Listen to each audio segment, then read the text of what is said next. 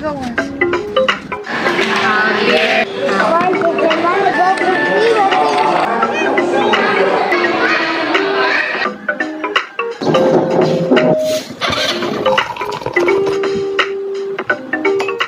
What is up mga kabebs? It's me again, your kasambahay. And welcome sa Casfile Channel. And of course, simulan natin ang araw sa pagdidilig ng halaman. Sobrang init pa naman dito sa Pinas kaya hindi talaga siya pwede makaligtaan. Very useful talaga ang plastic bottle na 1.5. Kadalasan yan ginagamit ko lalo na pag nabibigatan ako sa isang balding tubig. At sa daming halaman ni nanay, pati dito sa taas meron na din. Nagmukha na tuloy kaming halaman store dito. Dati kasi itong tindahan pero pinag-iba na ni nanay.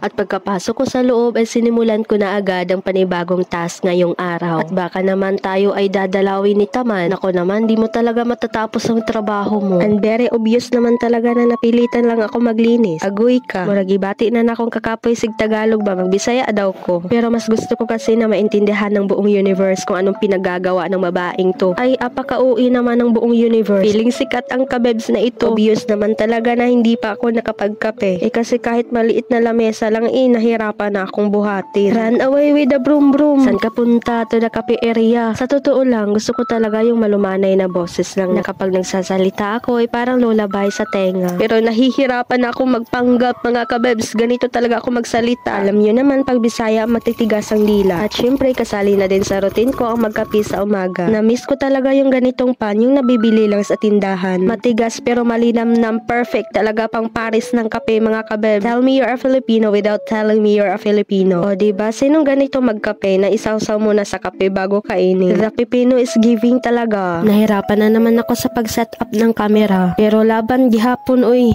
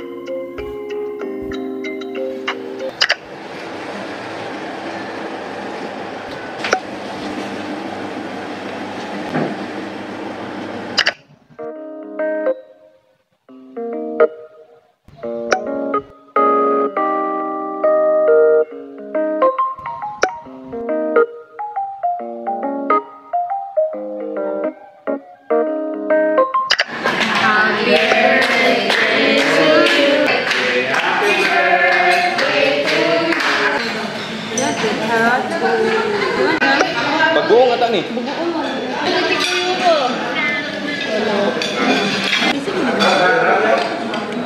If this one is also okay?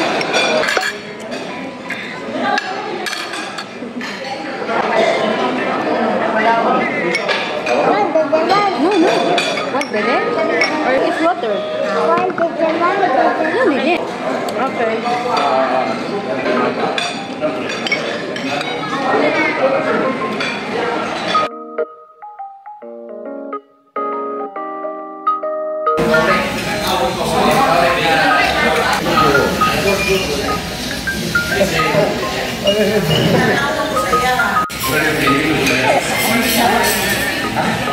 Gusto ko sanang umakyat sa hagdan habang nagdadrama at sabay sabing, Daisuke desu. Apaka-feeling main character naman ang kabebs na ito. Kaso hindi ko nagawa kasi hindi pa ako nakaakyat ng hagdan ay tinabla na ako ng hiya. At ganito pala ang electric fan na gamit nila noong 1953. At feeling ko lang bahay nila to dati tapos ginawa na lang nilang restaurant. Grabe ang luma na talaga ng mga gamit nila dito at meron din silang mga books kung gusto mo naman magbasa.